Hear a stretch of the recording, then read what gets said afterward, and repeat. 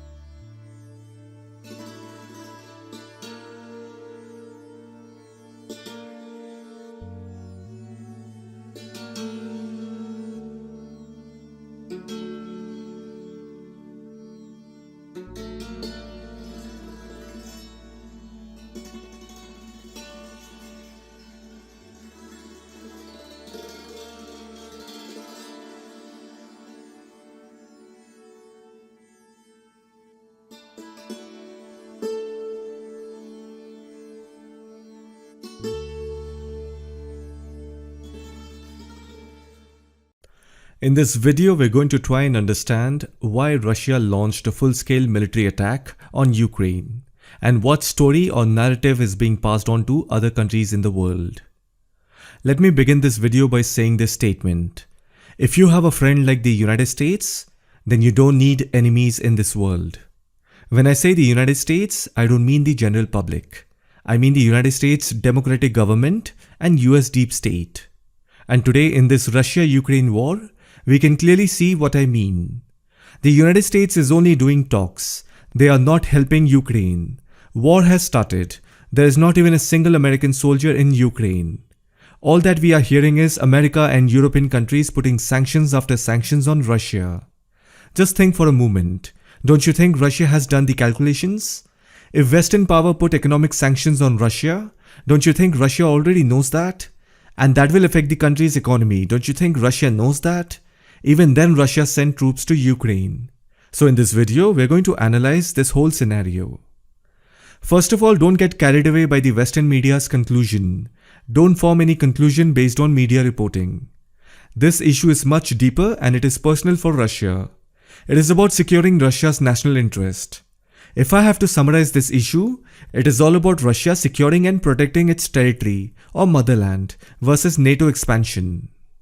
The reason Russia attacked Ukraine is because it does not want the United States and NATO installations and weapons, including nuclear weapons, anywhere near the Russian border. Whether you agree with Russia or not, Putin has a reason. If you remember, the United States and NATO did the same thing in Turkey while attacking Syria. Before 2013, the headquarters of NATO Allied Air Command for Southern Europe was in Izmir, Turkey.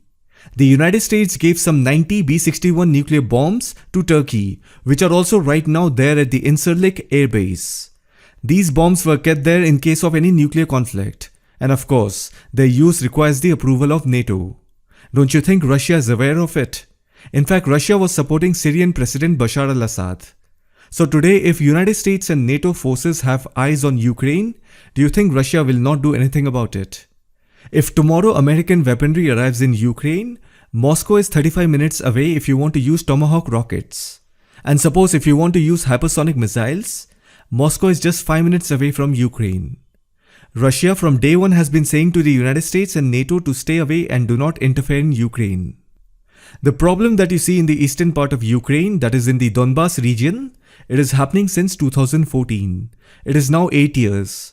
Again, I will repeat what I said in my previous video. If Russia wanted to attack or invade the eastern part of Ukraine, it would have done it long back. The reason why Russia attacked now is that the United States and European Union countries did not listen to Russia's demand. The United States lives on the other side of the ocean. It practically has no threat to its territory from any big country. But if you see, the United States goes around everywhere in the world and creates conflict. Do you think that is correct? Russia had a very simple demand. Just stay away from Ukraine, that's it. But no, the West had to interfere. Even Ukraine joined the bandwagon. And now Ukraine is all alone. Nobody's coming to help them. All these Western countries are just doing talks. Meetings after meetings, giving media interviews, asking the world to pray and whatnot. So the real problem of this war is the United States. And then few European countries also supported the United States. Because initially, Germany and few other Euro countries were not aggressive towards Russia. But now European Union and United States have a joint approach. So you see, it was Ukraine and Russia's matter. They could have solved it diplomatically. But now the matter has become worse. And it will only stop when Russia gains control of Kyiv, the capital of Ukraine. Because somewhere Russia knows that if today it let go Ukraine, then again tomorrow Ukraine will repeat it. And it will go on. Ukraine will do what Russia does not want Ukraine to do. So Russia is thinking, let's put a break to this matter once and for all. Now I know many of you are also thinking, well, America is interfering because Ukraine is a democracy and it does not want to be controlled by the Russian dictatorship. Well, first of all, what you have to understand is that Western countries are not the sole custodian of democracy. They have a version of democracy which is called liberal democracy.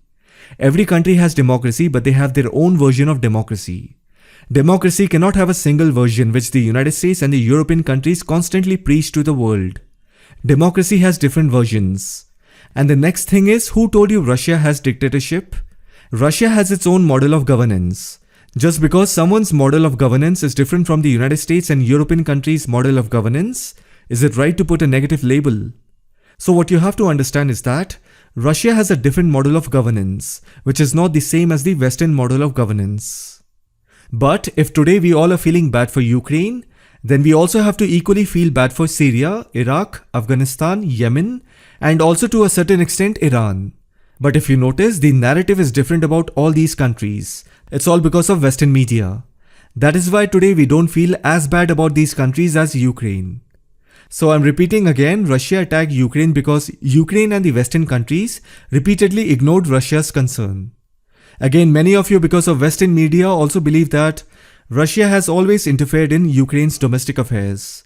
That is why Ukraine has an inclination towards European countries and the United States. Now my question to you is, do you think if Ukraine allies with the United States and other European countries for support, do you genuinely believe in your heart to heart, do you believe Ukraine can remain sovereign? No, it cannot. That means Ukraine cannot remain sovereign country as long as US and Russia exist. Then what do you think Ukraine should do? Ukraine should adopt the policy of non-alignment, like how India does. Of course, India is also right now in a tight spot. But the point is, until a country gains international reputation, it should always follow the policy of non-alignment. And now again, many of you will say, Ukraine always wanted to be an independent country, but Russia does not allow Ukraine to be one. But again, that is also not fully true. Notice I said not fully true. Of course, we have to agree that Russia has some influence on Ukraine. That is natural, right? 30 years ago, it was all one country. Plus, ethnically, Ukrainians and Russians are very mixed. There is very little difference in their cultures. But then look at it this way. Russia has always helped Ukraine. From 1991 to 2013, Russia has given massive subsidies to Ukraine, which is estimated around $250 billion. Then Russia has also waived off Ukrainian debts, which were accumulated during the Soviet era. And if you see the other way, Ukraine has made many attempts to cheat Russia, sometimes in the form of stealing gas. Russia used to give gas at a subsidized rate so that the Ukrainian government could pass on the benefit to the domestic consumers, who are old pensioners. There are many old people in Ukraine who are poor. They don't have that much of money, and they were once part of the Soviet culture. Plus, many of them are also Russian speaking. So instead of giving gas at a subsidized price to the domestic consumers, it was resold to industrial enterprises. And then Ukraine also did not return some of the Soviet assets that were allocated to Russia, which were part of the commitments before Ukraine gained independence. So if you consider all these things, then somewhere Russia also feels betrayed and cheated by Ukraine. I'll give a similar example in the Indian context. When Pakistan was separated from India in 1947, even India gave a lot of resources and money to Pakistan. But what did India get in return? Betrayal. India fought 4 wars against Pakistan. Now I am not replacing Ukraine with Pakistan. I'm just giving you an example to understand when a small country gets separated from a big country and starts working against the parent country's interest, and surprisingly both in Ukraine's and Pakistan's context, it was always the United States. Why do you think India never took back the POK region till now? It was always the fear of American interference. Anyhow, again in 2014 Euromaidan protest, which was basically a coup, it was sponsored by the United States and European countries. So don't say that Ukraine is a sovereign country. Its fate either lies in the hands of Russia or the West. Sovereign is a fancy word that is used quite often, just like the word peace. Plus, if you see at the face value, United States has always given assurance to Russia that they will not expand towards the Russian borders. But still, the United States used to interfere in the affairs of Central and Eastern European countries in the name of development and democracy by giving foreign aid. But then it turned out everything was the opposite. So the real war is between the West and Russia. Ukraine is the springboard through which the US wanted to threaten Russia militarily. And before anyone knew, Russia attacked Ukraine, and now they are heading to the capital city of Kyiv. What did the United States do apart from talking to the press? They should have helped Ukraine. Sanctions don't help, because sanctions are only good if monitored. There are many channels of doing business, and there is always some country which is willing to trade for cheaper import. Can the West monitor everything in the world? Let me explain to you what sanctions are. Suppose you have a big house, and you tell your child not to step out of the house. But can you keep an eye 24 hours and every corner of the house? There are many ways of getting out of the house. Similarly, just putting sanctions is not good enough. You also have to monitor it and see to it that your sanctions are being followed. There are many channels through which countries can do trade without even letting anyone know. And furthermore, we don't see Russia trembling or breaking any sweat listening to these sanctions. That means Russia has proper plans. And one more thing you also have to understand is that US sanctions will also hurt the European economy. Europe depends on Russia for almost 40% of its energy supply. That is why you see oil prices are all-time high. So I believe Russia is self-dependent. In Hindi we call it Atmanirbhar. Plus, Russia also knows that if the West collectively does not want to listen to Russia's demand and wants to put sanctions, and if they can bear the consequences of that, then why does Russia have to be so worried? Everybody will suffer. So you have to understand that if the United States wants to build military bases in Ukraine in the name of NATO, then obviously Ukraine will have American troops, artillery, and missile defense systems which are going to be literally minutes away from Russia. Then what do you expect from another superpower? And one more thing that I want you to remember is that it was the Democratic Party under Obama who organized the Euromaidan coup. Even at that time, they did not send NATO forces to help Ukraine when Russia was taking over Crimea. Now what will happen is, as far as I can understand, Russia will take over Kyiv, and regarding the Donbas region, Putin will conduct referendums in Donetsk and Luhansk to determine what the people who live in those regions want to do. And since we know that the majority of the residents are Russian ethnic, they will vote for Russia, and that is how Putin will justify the intervention. And then, as you know, America and its allies will reject the validity and outcome of the referendum because that will suit their political ambition to restrict the economic development of Russia. But at the same time, there will be many other countries that will accept the outcome, and then some countries will be neutral about it. And that's how everything will be back to normal. In the end, I just want to quickly add a few more points. Do you remember when did the communist ideology take over the Soviet Union? It was in 1917. The 10 years from 1917 to 1927, the Russian Empire saw a radical transformation into a socialist state. And then in 1922, the Soviet Union started. So from 1917 to 1922, it was Soviet Russia, and after 1922 till 1991, it was the Soviet Union. And before 1917, it was the Russian Empire, and Nicholas II was the last emperor of the Russian Empire, which had a massive extension across Eurasia since 1721. So basically in 1917, there was a Russian civil war, where the Bolsheviks took control. Who were the Bolsheviks? They were far leftist Marxist followers, and their founder was Vladimir Lenin. Anyhow, I'm not going to make this a history lesson. Perhaps I'll make a separate video on the history of the Soviet Union. Anyways, the point that I'm trying to make is that it was in 1917 when communists gained control over Soviet Russia. And their aim was to destroy capitalism and create a socialist society. The thing about communism is that they don't believe in culture, religion, or in the idea of the nation.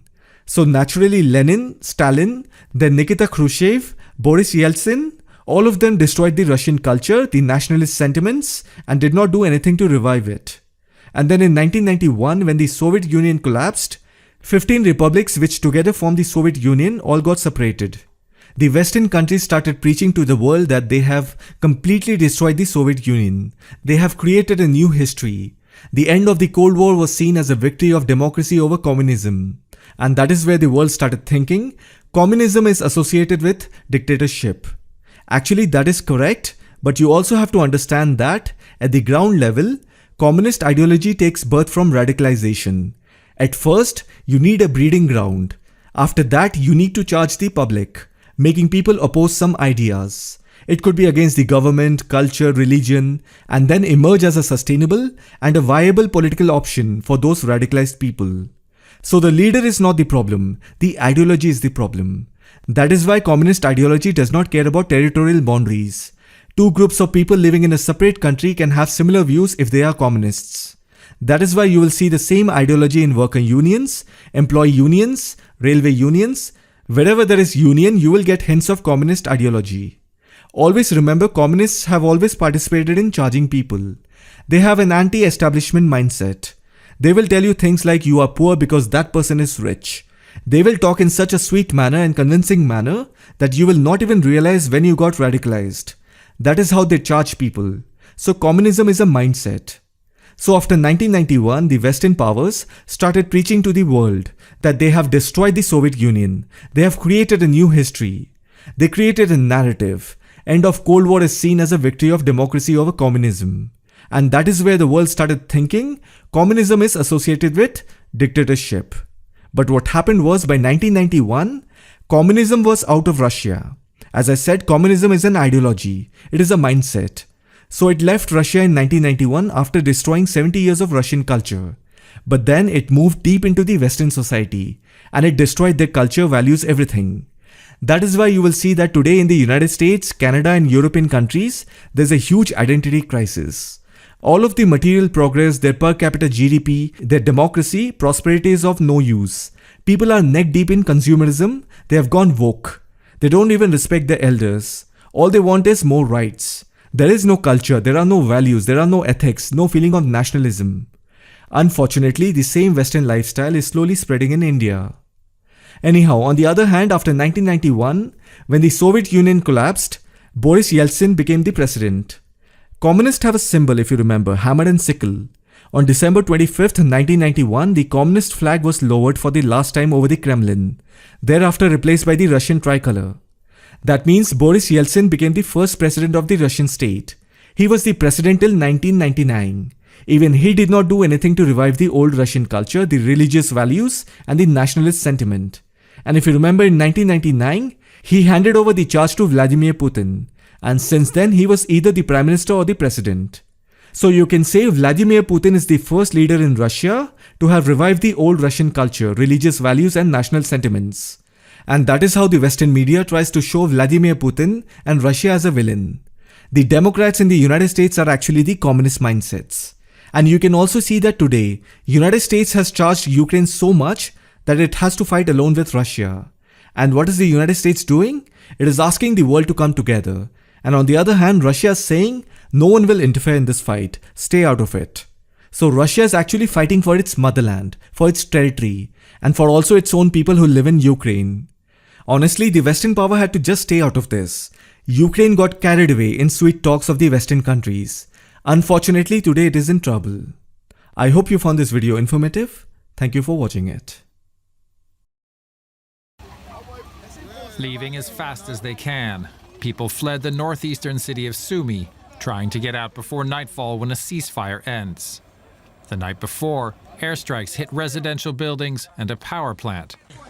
Local authorities said 21 people were killed.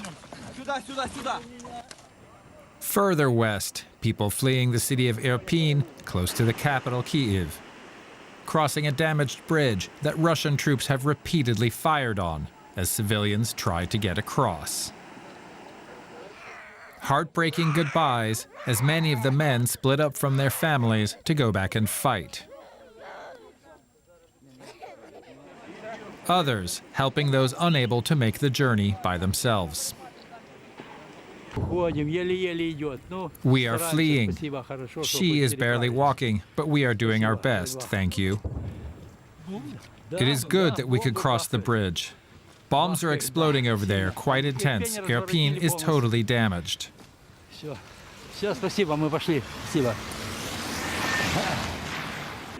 Meanwhile, in the capital, President Volodymyr Zelensky refusing to flee. A video message to his people, trying to prepare them for the days to come. Snow is falling. This is spring. The war is the same as spring. Severe. But it will be all right. We will win anyway. Military analysts say the Russian onslaught will likely get worse in the coming days. Russian forces are increasingly turning to shelling civilian areas and infrastructure, while their tanks and troops are bogged down outside key cities. In the port city of Odessa, residents are mounting barricades in front of the beloved opera house. So far, the city hasn't been hit, but if the experience of the last several days is any guide, anyone who stays behind should be prepared for the worst. Let's go to DW correspondent Nick Connolly, who is reporting for us from the Ukrainian capital, Kyiv.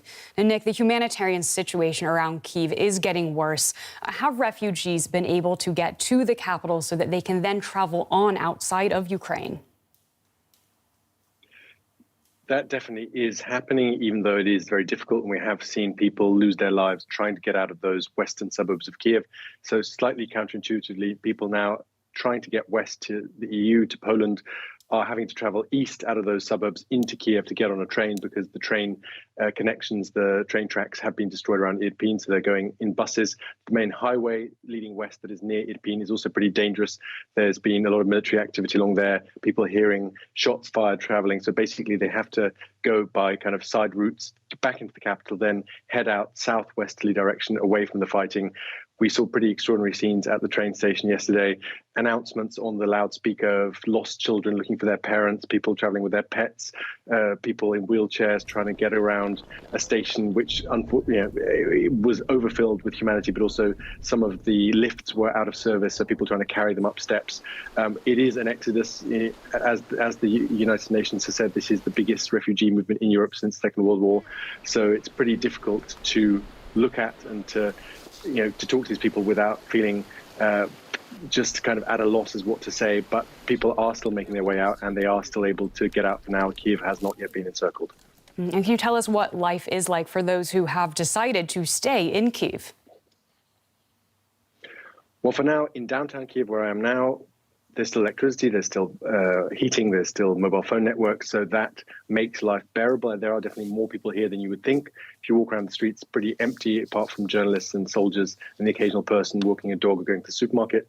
We were out in the suburbs today, not far from Irpin, slightly further south, in an area where the local territorial defense forces are preparing for a Russian onslaught, where they've blown up bridges, where they have tried to kind of block the roads in a way to prevent tanks moving across. They're pretty worried that the Russians are going to build pontoon bridges and try and overwhelm their attempts to stop this happening. But it was kind of extraordinary just to see the kind of range of people now in uniform bearing arms. You had someone who usually takes high school kids on mountain hiking trips. You had IT people, you had people who work managing supermarkets. All these people are now suddenly in boots, in uniforms, with a gun on their shoulder at checkpoints, trying to look for Russian sleeper agents or to stop looting happening. And it's kind of extraordinary scene to people who in normal life have never come across each other, now suddenly united by this danger to their homes. And Ukrainian President Zelensky is continuing his efforts to shore up support from Western countries. How optimistic is he that his demands are being met? Well, certainly the sanctions against Russia in the last few weeks have been unprecedented. I think they definitely took the Russian leadership by surprise, especially the freezing of those Russian central bank assets. So basically that war chest that Russia had built up over the previous years, especially for a case like this, to basically kind of cushion the effect of sanctions, that was basically made useless by those freezing sanctions from Western banks.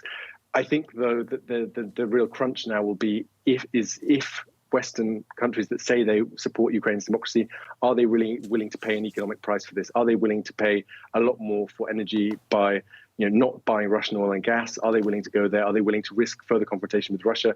Russia has basically threatened the West with nuclear war in recent days, and we've seen lots of Western governments kind of rowing back on their promises of support for Ukraine. So there's a real worry here in Kiev whether these Western countries are actually going to make good on those promises and be willing to pay a price to support Ukraine. DW correspondent Nick Connolly, thank you so much for your reporting from Kyiv. Let's go now to Pavel Felgenhauer, a Moscow-based military analyst. Thank you so much for joining us on the show.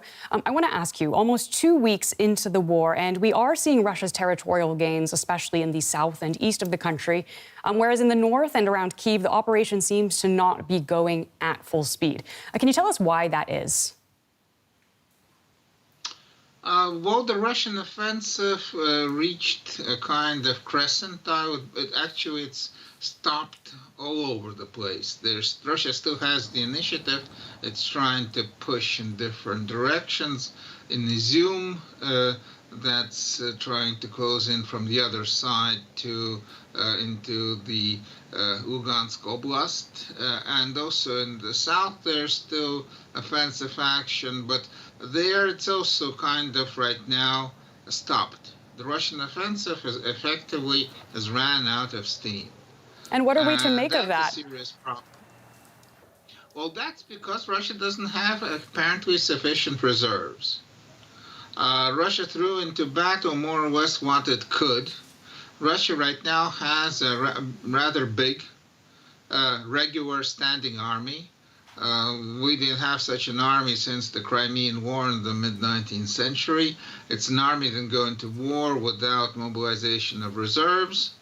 The official figure, the last official figure that appeared in last August, it was Defense Minister Sergei Shoigu, who said that we have 168 permanent ready battalion tactical groups. That's a lot. NATO deployed against Russia 4 tactical battalion groups, one in each Baltic state and one in Poland, so Russia has more. And over 100 went into Ukraine. So Russia kind of theoretically still has, 40, 60, 50 left. Oh, 50 maybe. But it can't send them all in. You have to keep garrisons in the Kuril Islands, in Chukotka, and many, in Kaliningrad, of course, against the Baltic states and against Poland and Belarus. So that means Russia has run out of reserves, because officially we have reserves, but actually they're not reserves. They're just on paper, because these were people who served 1 year in the armed forces compulsory and were never called up for retraining. If you even call them in, that would mean they have to train them for at least 3 months, maybe more, before you can send them into battle. Right. And but given the resources that Ukraine has, sorry, I just want to jump in, because also from Ukraine's side, how long do you think Kyiv can realistically keep up its resistance against this? Well, the thing is, for the Russian problem is that Ukraine began a mobilization. Officially, it's full mobilization of the reserve, and they have a lot of reservists who served in the 8 years of the conflict in the Donbass against the Russians, and they're calling them up. There's also volunteers of the territorial defense. So Russian frontline positions and Russian frontline forces are more or less static, and they are even getting weaker as the attrition continues. Well, Ukrainians are getting stronger day by day. Reservists are called up. The Ukrainian army stopped the Russian offensive. They didn't capture that much territory, so Ukraine controls the territory. They have their their chain of command is intact. Organized resistance continues, and they're organizing mobilization. They didn't do it before the war. I'm sorry to jump in, but we do have to leave the interview there. I want to thank you again for coming on to DW News. Thanks so much for taking the time. Thank you. And Ukrainian President Volodymyr Zelensky has addressed British members of parliament in the House of Commons in London. Zelensky received a standing ovation from MPs as he spoke to them via a video link from Kyiv, where he remains despite increasing Russian pressure on the capital. And we spoke about the hardships endured by civilians, but said his people would fight to ensure they do not lose their country. The Ukrainian leader appealed to Britain and the West to do more to help his country. Please increase the pressure of sanctions against this country, and please recognize this country as a terrorist state. And please make sure that our Ukrainian skies are safe. Please make sure that you do what needs to be done and what is stipulated by the greatness of your country. And let's bring in DW correspondent Charlotte Chelsom-Pill in London for more. Charlotte, what stood out to you about Zelensky's speech to lawmakers?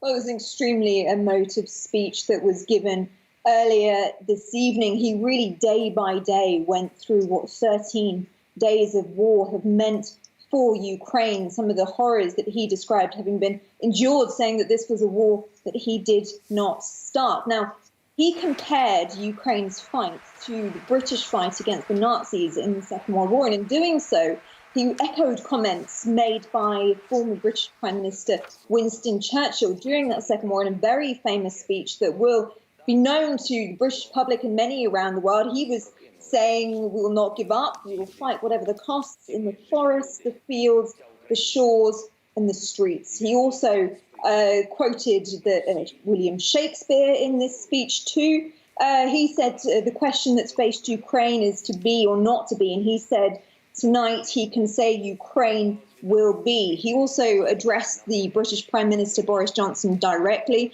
He asked for even more sanctions to be imposed, and he also asked that the Ukrainian skies are kept safe, a reference there to his repeated plea for a no-fly zone, something that the UK, alongside many others, has repeatedly defied. So he clearly knows his audience there. What has the reaction been to his address? There was a standing ovation from parliamentarians both before and after that speech, absolutely packed house. And just to really stress the significance of this is the first time that a foreign leader, albeit virtually, has addressed the House of Commons in that chamber like this. So people have been describing it here as a historic moment. Prime Minister Boris Johnson immediately afterwards responded. He said, "Never has the House listened to such an address." He said it's moved the hearts of everyone in this House. He stressed that the UK is determined to press on to tighten the pressure on Russia. All right, thank you very much for that. Charlotte Chelsom-Pill, our correspondent in London. Let's go to the United States now, where President Joe Biden has announced a ban on imports of Russian oil into the country. He said Americans don't want to subsidize Vladimir Putin's war in Ukraine, despite rising costs at the gas station. Today, I'm announcing the United States is targeting the main artery of Russia's economy. We're banning all imports of Russian oil and gas and energy. That means Russian oil will no longer be acceptable at U.S. ports, and the American people will deal another powerful blow to Putin's war machine. This is a move that has strong bipartisan support in the Congress and, I believe, in the country. So for more, I'm joined by DW's economic journalist, Chelsea Delaney. Hi, Chelsea. So the U.S. has banned imports of Russian oil to put pressure on Putin. What are the chances that European countries are going to follow suit? Well, I think it's important to keep in mind that the U.S. and Europe are really in very different positions here. The U.S. imported about 3% of the U.S.'s oil imports last year were from Russia. In the EU, that's 27%. So the EU is drastically more dependent on Russian oil, also Russian gas. So they're obviously much more reluctant to actually get to go forward with this. And we saw this from Biden in his announcement today. He said that we recognize that not all of our allies and partners are in a position to join us. So he does sort of know that Europe is in a different position. I think it does put more pressure on the EU to speed up their acceleration of getting rid of Russian oil and gas. But for now, what we've heard from leaders here, in Germany, Annalena Baerbock saying today, the foreign minister, that this would bring transport to a halt. So there's still a lot of reluctance in Europe to pull that lever. Right. So given those quite severe potential consequences, are there other countries that are in a position to step up and replace the energy needs that Russia has been supplying? Yeah, that's a huge question. Russia, obviously, one of the biggest suppliers of oil and gas in the world. Everyone's asking now who can do that, who can fill that gap. Really, there isn't enough oil, there isn't enough gas out there to do that, is what analysts are saying. There are other countries that could increase oil production. Of course, we have the OPEC Plus Global Oil Alliance. Countries like Saudi Arabia or the United Arab Emirates do have potential to increase oil production. But I think what we've seen on the market, it shows us that there really isn't enough oil out there. We've seen prices, up to $130 a barrel. Also in the gas market, it's going to be extremely difficult for gas suppliers to increase their production, particularly here in the EU. We get most of our gas from pipelines. There is the potential to get LNG, liquefied natural gas, from ships, but countries like Qatar and the U.S. are trying to increase the production, but it's a very slow process. So that's why we're seeing the EU really put forward these plans to reduce their dependency on Russian energy, but they're saying it's going to take really until 2030 until they're fully able to get that out of the mix. And if you can, put this into lay terms. What is a normal person going about their daily life going to experience as a result of this? Yeah, it has huge implications. Energy prices are not abstract. We feel them all in our daily lives.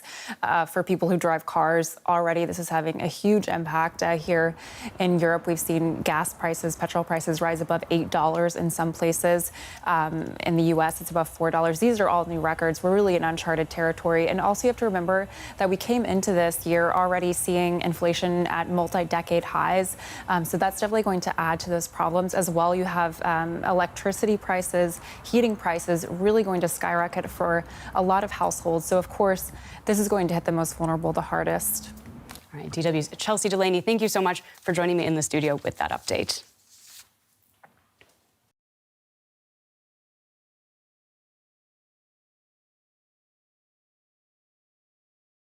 So you will all be aware of what's going on in the world at this moment. What's happening with the war between Russia and Ukraine. During times like this, there's a lot of people that are experiencing anxieties, experiencing a lot of fears, the unknown, not knowing what's going to happen next, especially for those that are in the midst of it, those that are actually living in Ukraine at the moment, not knowing if they can remain in their homes, trying to find somewhere safe to go. And then there's those as well that are trying to get out of the country, traveling out to borders, whether that be students from other countries. Amongst those other countries, there's thousands of students from India too. So there's so many people that in this moment feel anxious, feel worried, and going through so many emotions. And because of so many other countries potentially being linked and involved in providing some form of support. So that means even people that are sitting in other countries have got that worry and have got that fear that it's something going to happen to us as well. What's going to happen next? A fellow Gursik, brought something to our team's attention, and he mentioned and he spoke about something which, before we get into what he said, let's just read a little study. an article. I'll share a little piece of this article with you all. And in this article it says that follow-up study suggests group meditation reduced murder rates in large US cities. And it further goes on to say that large groups practicing the advanced meditation program were associated with significant reductions in murder rates in US urban areas during the period of 2000 and 2010. And it actually talks about the percentages. It's talking about where this follow-up study was done in 2016, and the meditation that found a 21.2% reduction in the national homicide rate during the period of 2007 and 2010. But a new study showed that there was an even greater decrease of 28.4% of murder rate. And this is talking about meditation. And the Guru spoke about meditation to us from the very core of the message for all of humanity, saying Sarva Rog Ka Aukad Naam, saying that the cure, the medicine for all forms of diseases is Naam. Here we can translate Naam to meditation.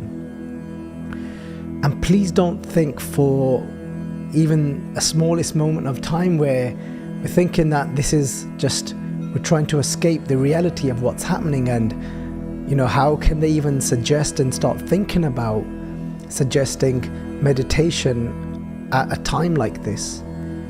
And the reason why is, even if we look at our history, even during that time of when Guru Gobind Singh Ji and many Gursikhs, and including their family, had to leave the fortress of Anandpur.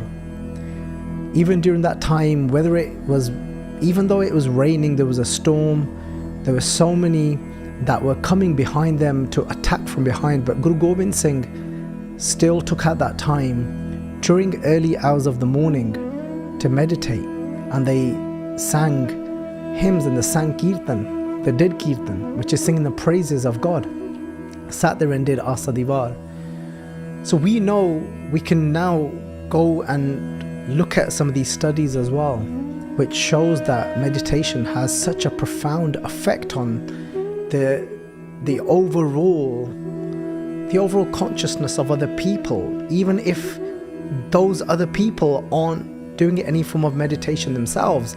But when people come together in groups and they're meditating together, it can actually start having an effect. Be on the same road that you live on, be on that town, be that city, be that country, that complete nation. Sometimes we feel helpless during these times, but if somebody feels that they need to do something active, hands-on, there's organizations like Khalsa Aid that are out there, out at the borders. Just reading now one of the posts of Khalsa Aid on Instagram, they're saying that we are inundated with phone calls from frightened students who are still in Ukraine and don't know how to get out. And then just again bringing to everyone's attention that Khalsa Aid is working across 4 countries to provide support on the borders.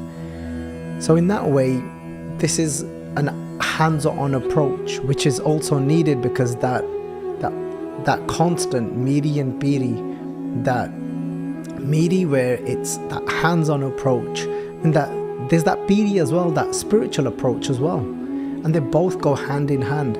So we can support Khalsa Aid in whichever way. They're saying that they're inundated, so I'm sure they could do with as much support as they can get at the moment, so we can reach out to them, see in which way we can support them, whether it be financially, whether it be in any other means. Let's come back to this collective meditation, this group meditation that the Guru's been talking to us from day one about meditation. If we feel helpless, this is something that I'm sure we can all do. Whether it means that we start now, these are things that we say and we talk about. Do you think we would ever see a war in our time? Something that has got the potential to escalate. But now we can take at least this step when we feel that we don't know what else to do. Come together as Sangat, whether it be in your local Gurdwaras, whether it be in your homes, even if it means just you as a family, where you come down, come together and you meditate in whichever way that is. That might not be an advanced version of a meditation like they've noted in this study, but whether that means doing kirtan together, singing together, whether that means you come together and just chant Naam together, where you chant Waheguru together, and it doesn't matter what background you are from, whatever faith you belong to, whether that means for you, you come together and you chant Ram, whether that means somebody coming together and chanting the names that are given to you, whether that be Khuda, Allah, it doesn't really matter, because the idea behind it is all of humanity uniting during times like this, that Sagal Jamati, Guru Nanak Dev Ji said that I Panthi Sagal Jamati, that I belong to the human race. That's who my people are, Guru Nanak Dev Ji said, is the entire humanity. So whether that be through chanting, singing, whether that be for somebody watching their breath, just doing some form of breath meditation. Because this isn't now about what religion you identify with. This is just showing that this has an effect. We can hopefully start being a part of that change and making a difference.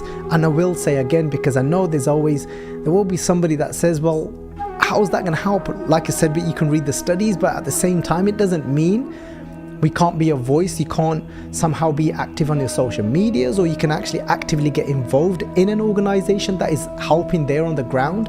So that's not to overlook that side at all. And meditation has actually proven to reduce stress, to reduce anxiety, which will have a much more clear vision in what we can then do next, the next step that we can take.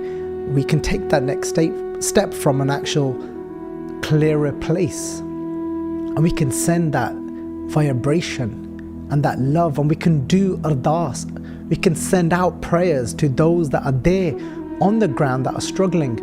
Jagat jalanda rakhle apni kripaa tar. We can beg for the grace of that one, and we can send those vibrations of love and compassion to those that are really suffering in this time. Waheguru Ji ka Khalsa, Waheguru Ji ki Fateh.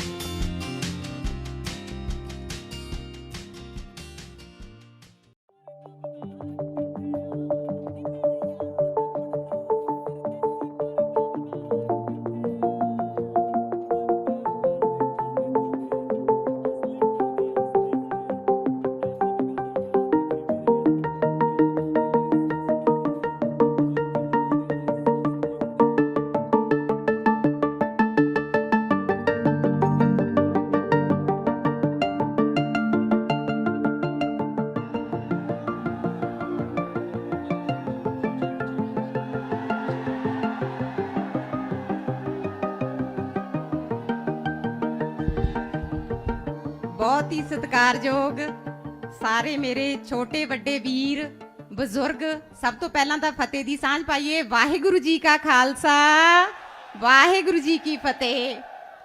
ਮੈਂ ਉਸ ਪਰਮ ਪਿਤਾ ਪਰਮਾਤਮਾ ਦਾ, ਅਕਾਲ ਪੁਰਖ ਦਾ ਧੰਨਵਾਦ ਕਰਦੀ ਹਾਂ ਕਿ ਉਹਨਾਂ ਨੇ ਸਾਡੇ ਨਿਮਾਣਿਆਂ ਨੂੰ ਮਾਣ ਬਖਸ਼ਿਆ। ਉਸ ਤੋਂ ਬਾਅਦ ਸਾਰੇ ਪੰਜਾਬੀਆਂ ਦਾ, ਇਹ ਜਿਹੜੀ ਲੜਾਈ ਸੀ ਸਾਰੇ ਪੰਜਾਬੀਆਂ ਦੀ ਲੜਾਈ ਸੀ, ਤੇ ਜਿਹੜੀ ਅੱਜ ਜਿੱਤ ਹੋਈ ਹੈ ਸਾਰੇ ਪੰਜਾਬੀਆਂ ਦੀ ਜਿੱਤ ਹੋਈ ਹੈ। ਪਰਮਾਤਮਾ ਅੱਗੇ ਇਹੀ ਅਰਦਾਸ ਕਰੂੰਗੀ, ਜਿਹੜਾ ਭਰੋਸਾ ਲੈ ਕੇ, ਜਿਹੜੀਆਂ ਉਮੀਦਾਂ ਲੈ ਕੇ ਹਰ ਪੰਜਾਬੀ ਨੇ ਬਾਈ ਜੀ ਦੀ ਇਸ ਜਿਹੜੀ ਅੱਜ ਜ਼ਿੰਮੇਵਾਰੀ ਦਿੱਤੀ ਹੈ ਤੁਸੀਂ ਨੇ, ਉਸ ਨੂੰ ਪੂਰਾ ਕਰਨ ਲਈ ਪਰਮਾਤਮਾ ਉਹਨਾਂ ਨੂੰ ਬਲ, ਬੁੱਧੀ, ਸ਼ਮਤ ਤੇ ਤੰਦਰੁਸਤੀ ਬਖਸ਼ੇ। ਪਹਿਲਾਂ ਤਾਂ ਆਪਾਂ ਗੁਰੂਆਂ ਪੀਰਾਂ ਦੀ ਧਰਤੀ ਤੇ ਖੜੇ ਹਾਂ, ਮਹਾਰਾਜ ਨੂੰ ਯਾਦ ਕਰੀਏ।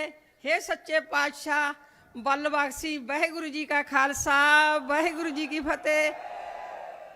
ਸਾਡੀ ਤਾਂ ਬਹੁਤ ਬਹੁਤ ਭਾਈ ਸਾਨੂੰ ਧੰਨਵਾਦੀ ਦਾ ਇੰਨੀ ਉਹ ਕਰਦੇ ਆ ਤੜਕੇ ਦੇ ਵੀ ਬਹੁਤ ਮਿਹਨਤ ਕਰੀਆ ਪੰਜਾਬੀਓ, ਬਾਹਰਲੇ ਦੇਸਾਂ ਵਾਲਿਓ। ਅੱਜ ਤੁਸੀਂ ਆਪਦੇ ਬੱਚੇ ਨੂੰ ਬੜੀ ਬਹੁਤ ਜ਼ਿਆਦਾ ਸੀਟਾਂ ਜਿੱਤ ਝੋਲੀ 'ਚ ਪਾਈਆਂ ਨੇ, ਸਾਰਿਆਂ ਨੂੰ ਹਰਾਤਾ। ਹੁਣ ਅਸੀਂ ਤਾਂ ਇਹੀ ਕਹਾਂਗੇ ਵੀ ਹੁਣ ਤੁਸੀਂ ਰਲ ਕੇ ਪੰਜਾਬ ਚਲਾਉਣਾ। ਹੁਣ ਤੁਸੀਂ ਆਪਦੇ ਆਪ ਨੂੰ ਆਪ ਸਮਝਣਾ, ਪੰਜਾਬ ਤੁਸੀਂ ਚਲਾਉਣਾ। ਭਗਵੰਤ ਵੀਰ ਨੇ ਤਾਂ ਤੁਹਾਨੂੰ ਕਹਿਣਾ ਹੀ ਆ ਵੀ ਆਹ ਕੰਮ ਕਰੋ, ਹੁਣ ਤੁਸੀਂ ਨੇ ਕਰਨਾ ਬੱਚੋ ਕੰਮ। ਵੀਰੋ ਤੁਸੀਂ ਸਾਨੂੰ ਬਹੁਤ ਬਹੁਤ ਮਾਣ ਦਿੱਤਾ। ਮੇਰੀ ਤਾਂ ਇਹੀ ਅੱਛਾ ਸੀ ਬਸ। ਧੰਨਵਾਦ ਭਾਈ, ਧੰਨਵਾਦ।